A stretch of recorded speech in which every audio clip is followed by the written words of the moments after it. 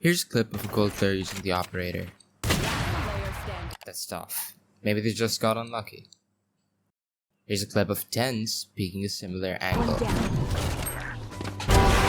3. 9-3. What changed?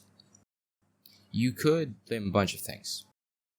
Luck, timing, teammates, map, or even their skin.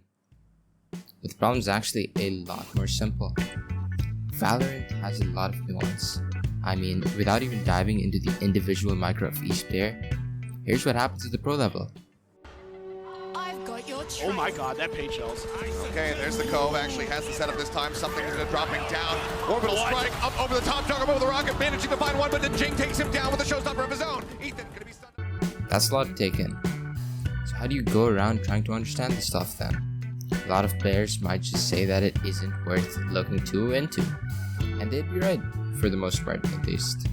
Fundamentals have been glazed for decades. That isn't exclusive to gaming. But what if I told you fundamentals don't actually play as big of a role as you think they do? Pro play differs a lot from ranked, especially with how much more sheer nuance there actually is.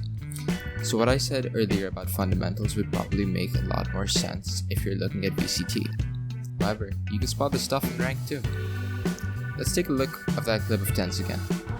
Here, he peeks the Sova and gets a clean shot. 9-3. Surely it's just because he has better mechanics than the Sova, right? But if you compare it to that clip of the gold player from earlier, it's actually because of the angles available to peek from. There's uncertainty with the Sova. He doesn't know if tens will peek from the right or the left, and so there's also hesitation. You could chalk that up to crosshair placement, something quite fundamental. Those mind games play a big role in being able to pull something off like that.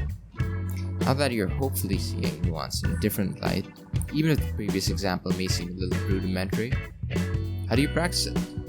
The simplest way is just studying better players, and maybe hopping into their live stream when you're free or looking at highlights. Observing plays like that helps form an underlying intellectual understanding of the game. You don't need to whip out a notebook, but trying to actively observe the gameplay is invaluable. And yes, this is nowhere near as important as the fundamentals. This kind of stuff is just the ketchup to your fries. So you might be tempted to just grind out the basics. And I would encourage you to. But if you ever want to add some spice or flair to your gameplay, who better to steal from than the pros? And you never know. You might just end up really enjoying doing so. Or you'll just whiff and get one shot.